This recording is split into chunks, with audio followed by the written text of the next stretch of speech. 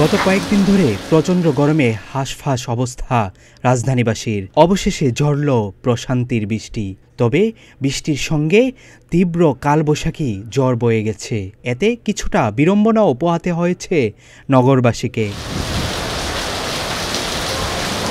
বুধবার সকালেও ছিল তীব্র রোদ। বেলা বাড়ার সঙ্গে সঙ্গে গরমের তীব্রতাও বাড়তে থাকে। বিকেলের দিকে আকাশে শুরু হয় মেঘের ঘনঘটা। বিকেল নাগাদ ঝোড়ো বাতাসে ধুলোময় হয়ে ওঠে রাজধানী। পরক্ষণেই শুরু হয় বর্ষণ। কয়েকদিনের প্রচণ্ড গরমের পর টানা 2 দিন বিকেলে বৃষ্টি হওয়ায় স্বস্তি ফিরেছে নগরবাসীর জীবনে।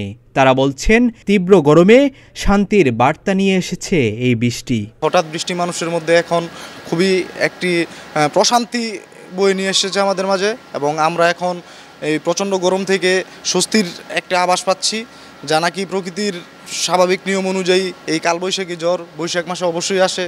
কারণ আমরা নিয়মিত দেখেই আসছি কালবৈশাখী মানে হচ্ছে হঠাৎ করে বৃষ্টি আসবে। মানে যথেষ্ট প্রশান্তির একটা বৃষ্টি হয়েছে, ভাল লাগতেছে। মানে অন্তত গরম থেকে সাময়িক আমরা একটা মুক্তি পাবো গরম থেকে, অবশ্যই ভাল লাগতেছে। এবং মানে সবসময় আশা করতাম যে কখন বৃষ্টি নামবে। আজকে নামলেও ভাল লাগতেছে, অবশ্যই ভাল লাগতেছে। বৃষ্টিতে গরম কমে গেলেও জ্বরে অনেকেই ভোগান্তিতে পড়েছেন। বৃষ্টি শুরু হওয়ার পর বাতাসে ধুলোবালি উঠতে থাকে। ঘরবাড়ি, দোকানপাট ধুলো ময়লায় ছেয়ে যায়। সমস্যায় পড়তে হয় পথচারীদেরও।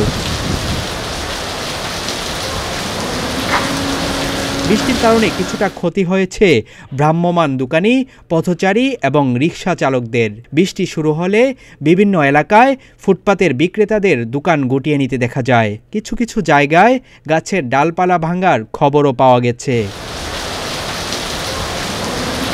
আবু বকর রায়হান, প্রতিদিনের বাংলাদেশ।